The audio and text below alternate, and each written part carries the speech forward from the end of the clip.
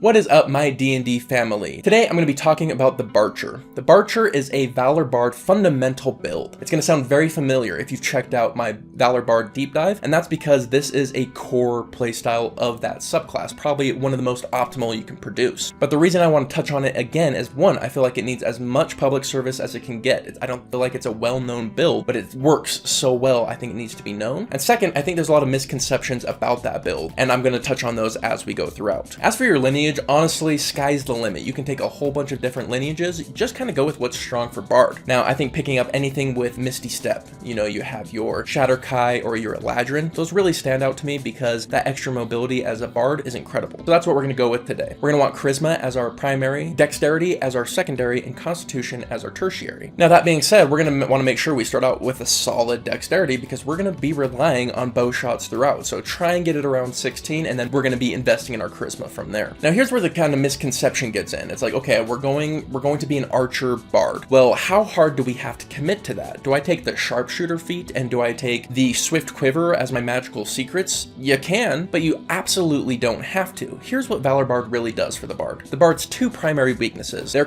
damage cantrip is pretty garbage. They do really, really low damage in those early levels, and their defenses are terrible. They have no first level spells that are defensive. They just get ran over by people. They have a D8, they have light armor. Well, Valor Bard takes care of that. We get medium armor, which ends up being near a +5 to our AC, +4 or 5. It's almost like having the shield spell on at all times. It's a huge buff to our defense. And on top of that, now that we have a bow, we have a different option for our cantrips. So it's actually a really low investment. So I actually think it's often better just to take what you would take if you were a bard. Take something like Fey Touch. That's an option that you can take that isn't an archer feat, but it works fantastic for bards, and it works fantastic for the Barcher. Once we get our magical secrets, the same thing. Find Greater Steed is a great option for us, and do something else that you enjoy. It doesn't have to be Swift Quiver, though it can be. So you have the option of how much you want to commit to being an archer, and I think that's really important to understand about the Barcher. By being a Barcher, we're taking care of our AC, we're taking care of our damage output, just kind of turn in and turn out, we're just buffing it as much as we can. Also, what's really important is our range increases a significant amount.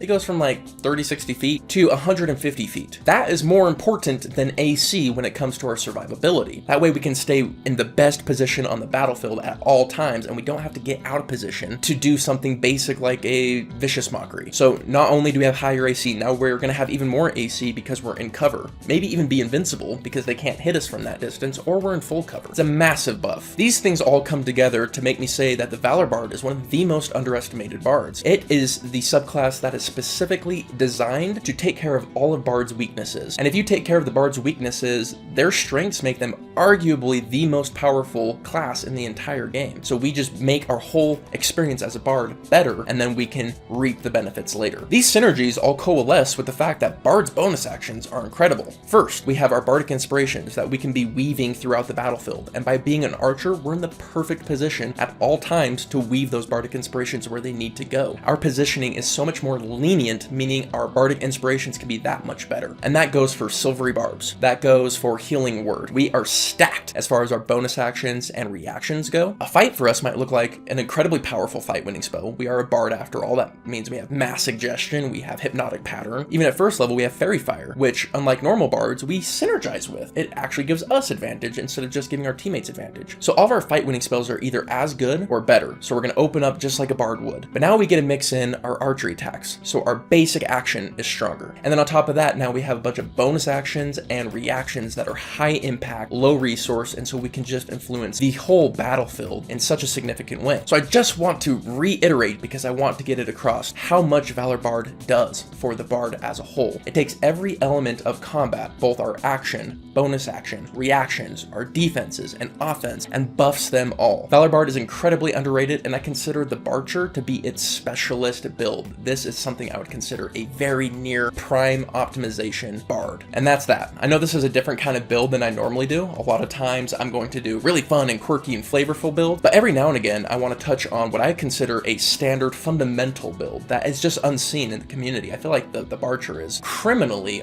overlooked. So I wanted to do my part and make sure that all of my viewers know that that is a killer build. What I'd love to hear from you guys is what kind of spellbows you would enjoy playing, or that are incredibly powerful, or that you would consider fundamental. Let me know in the comments down below. If you want to show support to the channel as well as get some awesome benefits along the way, consider checking out our Patreon. But with that, my friends, I hope you have yourselves an amazing day, and I'll catch you on the next one. See you then.